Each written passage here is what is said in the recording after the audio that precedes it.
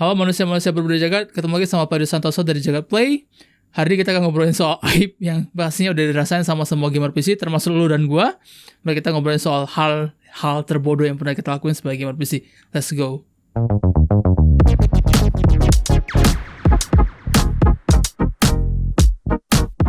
Ketika kita ngobrolin sebenarnya kita punya PC sebagai platform gaming, banyak mengira kalau kita ini orang-orang yang melek teknologi sejak kecil gitu. Bahwa dengan rakit PC, dengan semua komponen-komponen yang ribet, semua pengaturan konfigurasi di game segala macam, kita ini adalah orang yang khatam pada teknologi PC dan selalu menguasai apa yang ditawarin sama ini platform. Padahal seperti semua halnya, seperti semua keahlian yang terjadi di dunia ini, kita juga melewati proses belajar yang tidaklah mudah dan pasti yang ngelewatin hal-hal bodoh di mana kita harus mau tidak mau menertawakan diri kita sendiri karena hal-hal bodoh tersebut. Nah, gue merangkum kira-kira ada 5 kebodohan yang gue rasain sebagai gamer PC di masa lalu dan gue yakin juga lu sempat ngerasain hal yang sama. Dan mari kita mulai membuka aib dan bersama-sama memalu karena kita semua pernah lakuin hal yang sama. Let's go. Nah, mulai dari nomor 5. Nah, dari nomor 5, gue yakin kita semua pernah ngerasain kalau kita berharap ngeluarin duit ekstra buat peripheral gaming dengan RGB ataupun apapun yang diklaim bisa meningkatkan performa gaming lu, itu adalah sebuah investasi. Bahwa ketika lu main game kompetitif sangat-sangat cupu, main di CSGO, di Dota 2, di League of Legends ataupun di Apex Legends misalnya, dan lu berharap kalau misalnya ekstra 500.000 yang lu keluarin dari mouse biasa ke mouse gaming yang datang dengan klip-klip warna-warni dan bentuk lebih ergonomis misalnya, akan bantu performa lu di gaming dan lu bisa jadi lebih imba, lu bisa jadi boon lebih banyak, atau bahkan lu bisa jadi chicken dinner misalnya. Tapi pada kenyataannya gue harus mengakui dan kayaknya juga harus mengakui kalau ini selalu soal masalah skill dan bukan soal masalah peripheral sama sekali. Jadi walaupun lu mau pakai mouse 3 juta, 4 juta, headset 5 juta, PC lu performance-nya bisa 120 fps atau bahkan sampai 20-40 fps, lu mau pakai ray tracing, lu mau pakai segala macam PC lu yang bisa makan listrik sekeluarga gitu setiap kali lu main, itu tidak berpengaruh pada performa gaming lu. Headshot.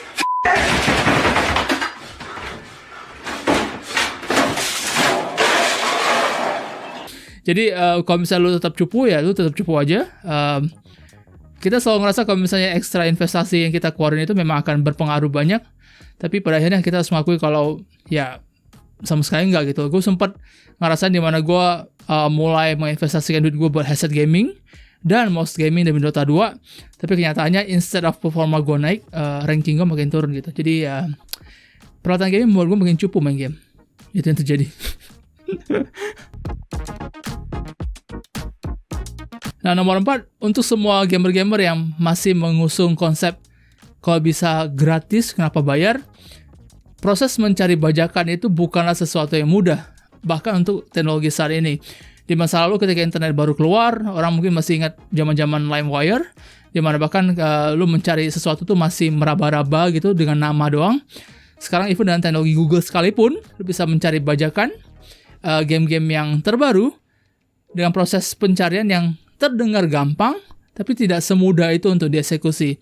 Jadi ada banyak gamer di luar sana, termasuk gua di masa lalu, di mana gua rela menghabiskan waktu berjam-jam untuk mencari game bajakan yang gue pengen dapetin, yang pengen gue mainin, dan menemukan 2 hal yang tidak terlewatkan gitu.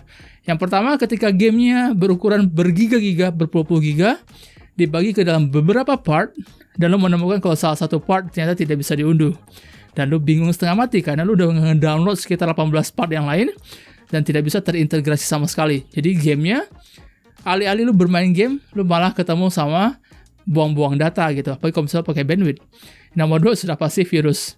Jadi betapa menjengkelkannya ketika lu sudah mendownload segala sesuatunya dengan sangat baik, 25 part terintegrasi, pas lu zip, jalan semuanya, datanya sepertinya aman segala macam, terus pas lu buka, Windows lu bye-bye. Stop it. Get some help. Semuanya hilang, data kuliah lu hilang, skripsi lu hilang. Skripsi is the best pastinya kalau sudah soal game bajakan. Terus juga ada proses di mana lu tidak sengaja sok tahu dan mendistribusikan game yang sama ke teman kuliah lu misalnya, dan teman kuliah lu menerima itu dengan bangga dan senang hati. menemukan kalau lu baru aja ngehancurin laptop atau PC dia, sekaligus skripsi dia gara-gara lu ngedownload virus pas nyari bajakan. Dan yang menarik adalah kadang-kadang game yang kita mau main ini, bajakan ini sebenarnya nggak terlalu mahal gitu, cuma mungkin 100-200 ribu, tapi kita rela untuk menghabiskan waktu sekitar 5-6 jam hanya untuk cari bajakan instead of ke resmi demi kemudahan gitu. Jadi itu adalah kebodohan nomor 4 yang gue rasa lu dan gue sempat ngalamin di masa lalu.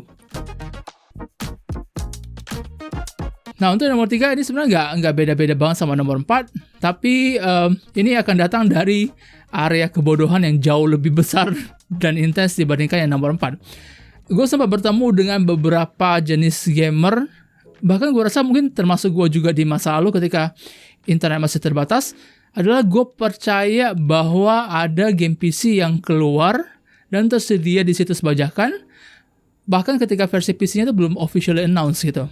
Misalnya, sebagai contoh, God of War Ragnarok misalnya.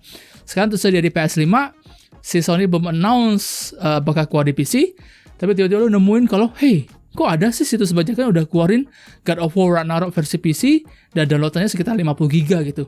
Dan semuanya kelihatan legit, dipotong per part, 50 part di Google Drive. Semuanya legit gitu. Dan lu berdebat gitu dengan orang-orang di internet, hey, gue nemu ini loh di internet, ini semua legit loh gitu. Kita bisa main God of War Ragnarok lebih cepat gitu. Damn! Terus sama si situsnya juga dimainin seolah mereka berhasil ngeport sendiri God of War Ragnarok PS5 ke PC. Mereka lakukan itu sendiri, mereka lakukan itu secara sukarela, secara nirlaba lah, tidak ada mencari keuntungan misalnya. Sebuah proses yang bahkan misalnya si Sony aja butuh waktu setahunan misalnya untuk melakukan itu supaya optimal. Nah, ini kasus sebenarnya terjadi ketika pertama kali GTA 5 keluar di PS3 dan di Xbox 360. Banyak yang merasa kalau Rockstar akan ngeluarin GTA 5 PC dalam kurun waktu 6 bulan sampai 1 tahun di kala itu. Dan dari eksistensi PS3 dan Xbox 360 itu, banyak banget situs bajakan yang berusaha ngejual GTA 5 PC yang bahkan ketika itu Rockstar aja belum keluarin gitu.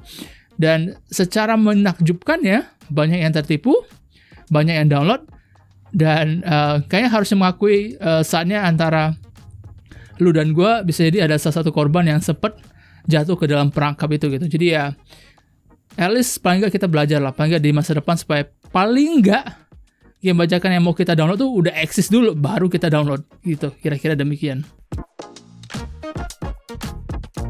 Nah, nomor 2 adalah kebodohan, bisa dibilang kebodohan, bisa juga dibilang kebohongan sama diri sendiri, adalah kita selalu ngerasa kalau mesin gaming kita tuh cukup untuk memainkan game-game terbaru gitu.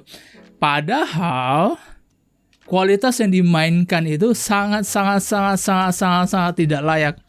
Jadi gue sempat bertemu dengan beberapa gamer termasuk gue di masa lalu yang ngerasa kalau main Dragon Age Origins dengan laptop di 15 fps very low itu terhitung playable.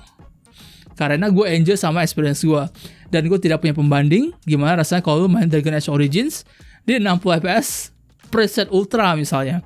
Jadi kadang-kadang ada rasa harga diri dan malu juga di saat yang sama ketika mengakui misalnya kalau laptop lu tuh atau PC lu tuh udah gak sanggup main game paling baru gitu loh. Bahwa standar playable itu harusnya ada 30 fps paling enggak, bukan di 8 fps kayak lu nonton slideshow gitu. Terus juga gue sempat ketemu sama ya jenis-jenis gamer yang ngerasa kalau main game FPS kayak Battlefield 3 di zaman dulu, main dalam bentuk 3 fps slideshow itu termasuk playable.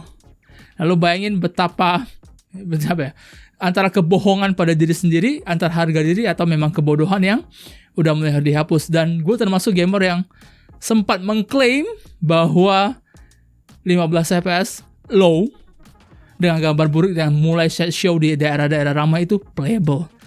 Dan gue yakin lu juga sempat ngelakuin hal yang sama. Dan mari sama-sama merasa kalau itu ada aib yang mesti kita buang. Paling nggak kita sekarang udah punya standar yang lebih oke. Kira-kira game PC itu harusnya jalannya di mana sebagai playable gitu. Nah, nomor 1 adalah dosa. Antara kebodohan, antara ketololan yang kayaknya gue harap nggak cuma gue doang yang ngelakuin, tapi 95% dari yang nonton ini juga ngelakuin, adalah kita ngopi shortcut game di desktop ke dalam flash disk atau ke disket dan merasa kalau kita udah ngopi gamenya secara keseluruhan. Ini sempat terjadi di banyak gamer, gue yakin termasuk gue. Jadi gue sempat dalam kasus di mana gue pengen ngebawa game-game paling baru gue, ada Red Alert 2 di kala itu, terus ada Dragon Age Origins juga, terus ada Generals, Command & Conquer ke PC teman gue. Dan gue cuma bilang ke teman gue, flash disk gue mod kok gamenya gitu. Padahal cuma 64 mega doang di kala itu. Terus gue dengan bangganya ngopi shortcut gamenya dari desktop gue ke flash disk gue. Gue bawa ke rumah teman gue pada saat kuliah. Terus gue dengan bangga memamerkan, lihat flash disk gue bisa muat 3 buah game. Padahal yang gue download, yang gue copy adalah cuma shortcut dari desktop ke flash disk tanpa ambil gamenya sama sekali. Nah, gue pertama kali itu merasa begitu bodoh dan kecewanya diri gue sendiri karena gue ditertawain sama temen gue waktu itu. Dan dia baru menjelaskan ke gue, kalau mau copy game, at least bawalah semua folder gamenya dan bukan shortcutnya doang. Itu baru bisa dimainin. Kalau misalnya lu klik shortcutnya doang di flash disk, itu nggak ada apa-apanya. Itu cuma gambar doang gitu. Dan gue akhirnya mendapatkan penjelasan yang lumayan oke di kala itu. Gue baru mengerti kok, secara logika, iya, kenapa kita mesti install game dulu? Kenapa kita mesti nyiapin ruang yang gede dulu di PC segala macam buat bisa main game? Karena game itu bukan shortcut. Dan gue yakin, terlepas dari apa kalau mau ngakuin ini atau tidak, lu termasuk salah satu yang pernah ngakuin itu. Gue yakin lu nggak perlu sok jago atau sok keren atau sok imba. Lu harus ngakuin itu, men. Lu pasti pernah copy shortcut ke disket ataupun flash disk lu dan lu berharap itu bisa dimainin di mana aja. Jangan bohong lu. Well, kira-kira itu adalah 5 kebodohan yang pernah gua rasain dan gua rasa lu juga sempat ngerasain sebagai gamer PC di Indonesia. Apalagi kita termasuk gamer yang sempat melewati masa-masa di mana bajakan adalah surga, di mana kita berharap bisa mengakses begitu banyak game dengan ruang data yang sempit, di mana ketidaktahuan kita dan kekecilan informasi yang masih terbatas di kala itu membuat kita melakukan hal-hal yang absurd dan bodoh, yang untungnya saya ini masih bisa kita ketawain gitu sebagai suatu yang pengalaman yang menarik dan lumayan kocak.